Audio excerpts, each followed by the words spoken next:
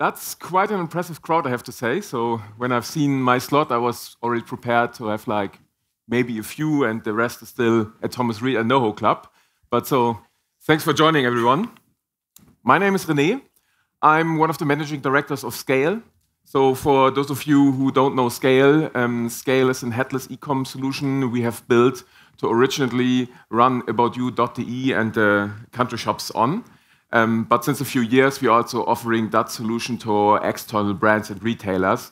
And today, retailers like S. Oliver, soccer clubs like FC Bayern Munich, and home and living companies like Depot are running on our platform. So I've been looking at some sort of project plans and Gantt charts for almost 15 years now in various companies. So before joining Scale, I, for example, worked for the Boston Consulting Group and IBM, and it was a lot of going from project to project. And especially in my very early times, there were like a lot of project plans where I was just confused how they actually get together.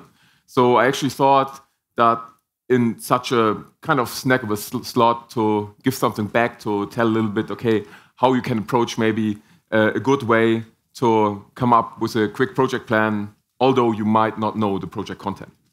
So before I head into it, maybe short survey among the crowd here. So who of you actually is a project manager by profession? Okay, that's expected. Developers? Also expected, great.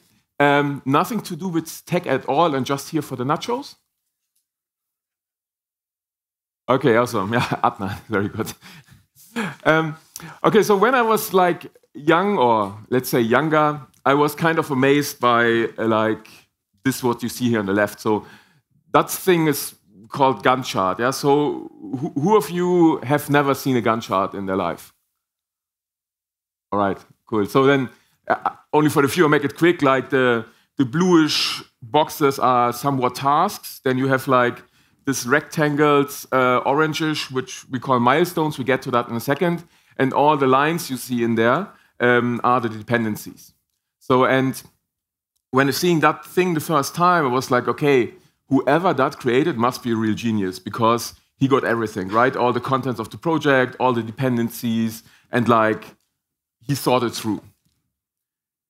When then I was kind of running through the world of project management with this genius person who created the first Gantt chart I've ever seen in mind. Yeah, I was kind of puzzled because two things happened to me. First, I was observing that project plans or Gantt charts, they were not always of very good quality. In fact, on average, the project plans were more or less mediocre. Or I was in projects where there was no project plan at all.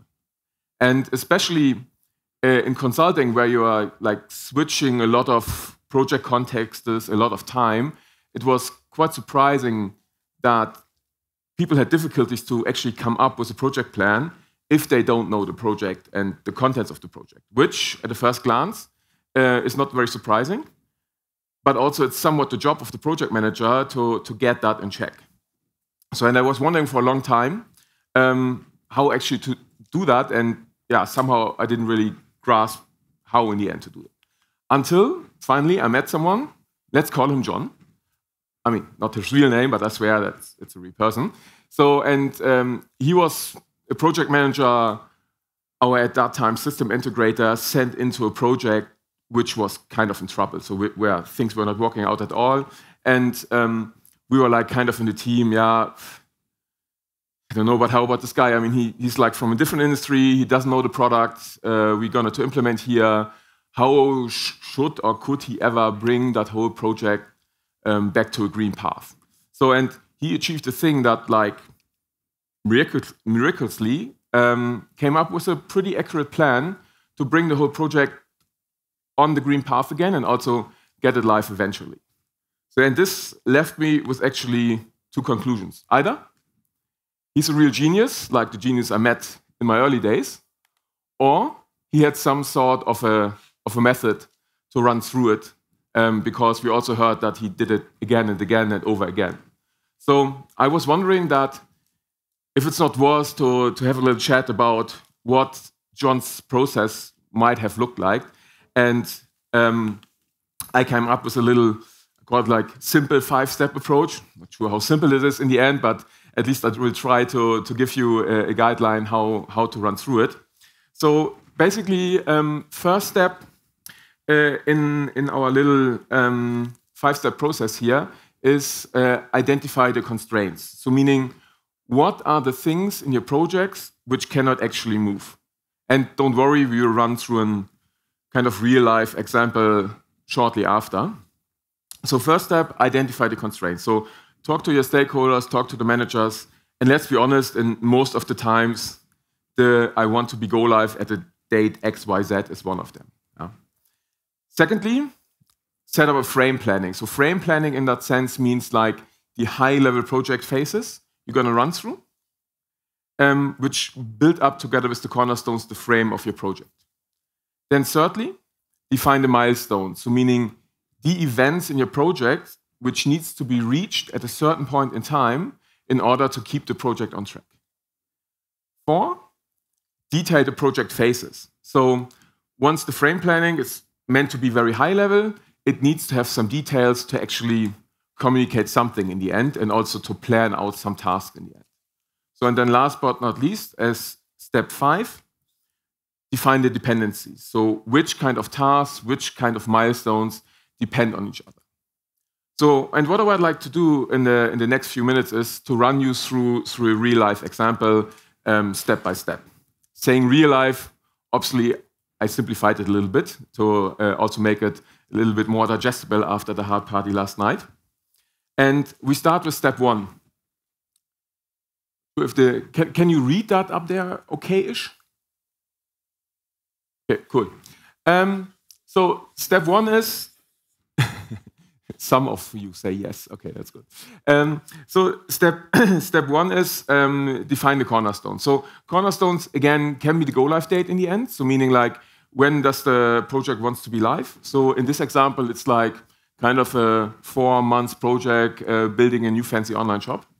So, but the cornerstones are obviously also things which we cannot influence, like Christmas break. I mean, we can, but we probably don't want to. Yeah.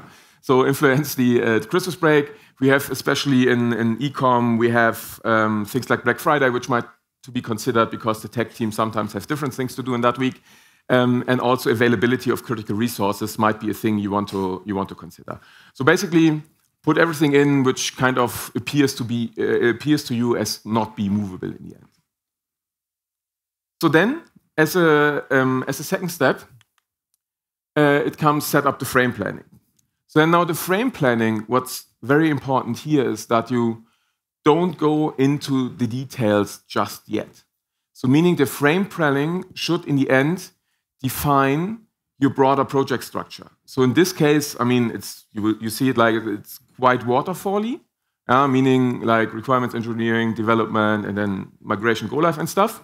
But obviously also that works with like some kind of sprint mode. Yeah? So you put in the high-level project phases, and then that's the stage already where you can also show like stakeholders and experts like, hey, what do you think about it? How is it? And they will tell you a lot. They will tell you like, okay, you forgot this detail and this detail and this detail. Don't get distracted by it. Yeah? I mean, keep to the structure for now and just concentrate on the frame, and we will see that we detail it more and more later on. Yeah?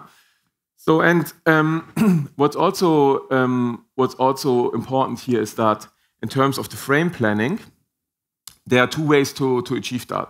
We call it like forward planning, so where you start from today and then plan your way to the front, and where you start from the latest point in your plan, like the go-live date, and then plan backward. Especially in the beginning, it's often easier to just do the backward planning, so start from the back and then go to the beginning. And you might think, okay, but that's like now super obvious, huh?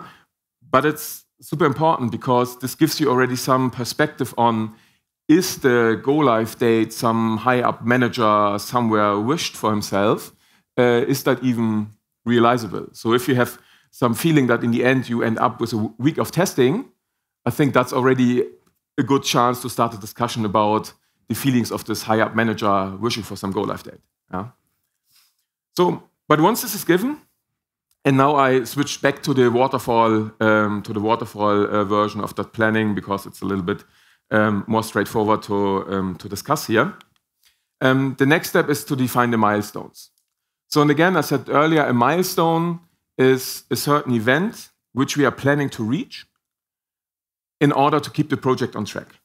So that could be certain events in the requirements engineering phase. So in that case, we said like the requirements, this one here, the requirements are ready in the first version, or at least a chunk of the requirements is ready in the first version, is approved by the stakeholders, and then go on. So it's important to use not only the Gantt chart to define that, but also to set up a little document like Confluence page or something to really define the kind of acceptance criteria. So what does that milestone mean? And also share that with your stakeholders in the communication to make very clear what that event means in the end. Because what you don't want is in the end ending up with like a set of milestones and two people have five meanings what this milestone in the end means. Now, question is, how many milestones do you define? So, unfortunately, there is no clear answer to that. So, I come always from a perspective and say, okay, what's the main purpose of the milestones? The main purpose is to understand, is my project on track? So, and it's a little bit like, why do I do 2-week sprints and not 3-month sprints? Because I want to have early feedback. And I would treat it with the milestones the very similar way. So to set them up in a, I would say, regular spread. So I don't know, 2 to 3 a month or something like this. So that's like, I think, digestible. You also don't want to have like 5 a week and then report on 5 milestones every week. That's also crazy. Yeah, you also don't do 2-day sprints in the end. Yeah.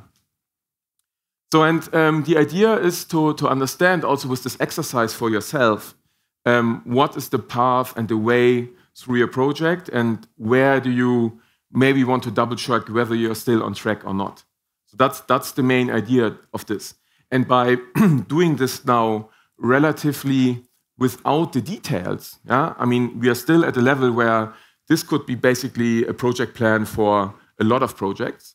But by doing this and discussing this also with the stakeholders already, this gives you some perspective on the general structure. And again, if you already here see that things just not work out, it might already be a good idea to discuss with the stakeholders about this wishful go-live date, which might be there in the end.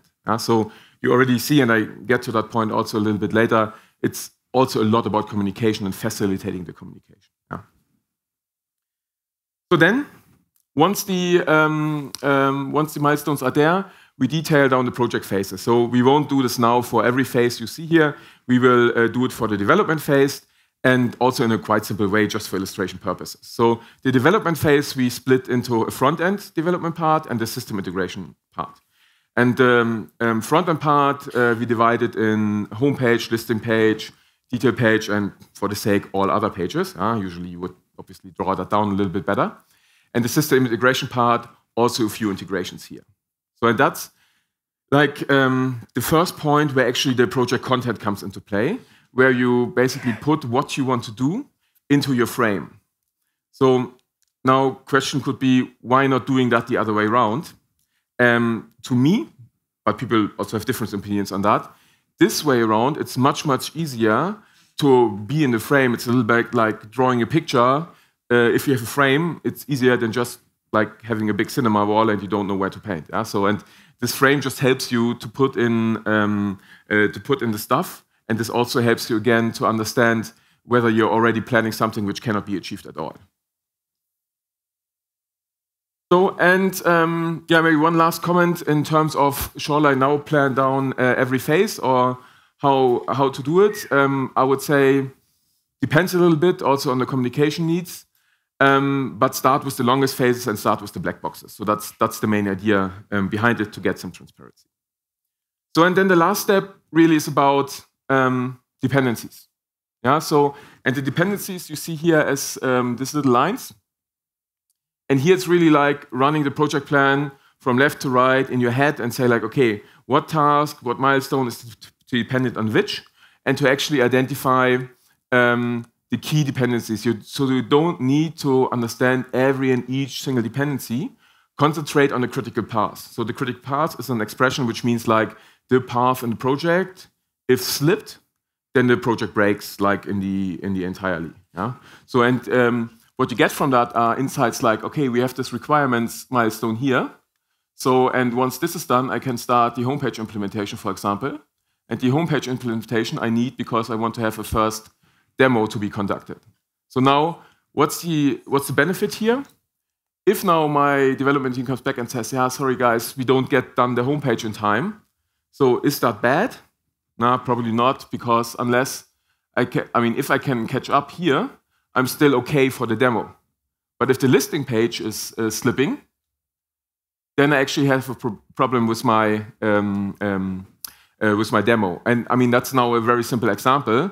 But if you like have a big project with a lot of details, having a model like this in place is really helping and gives you some model to manage the whole project with it. Yeah. So that's the idea. And here it goes like the same as golden rule we have in process modeling, which is if you look at your plan in the end and it looks right, then you have kind of a chance that it is right. If it looks wrong already, then almost certainly something is still wrong. And at this stage, you will see that the plan is not fitting. Yeah? So it's not like one run through all dependencies there, yeah, cool, done, bye. It's like putting all the dependencies in, oh shit, it's not getting together, and then don't worry, it's like reiterating about it, discussing with the experts again, and then eventually you get to a point in the end. So, and that's basically it, 5 steps. Project plan done.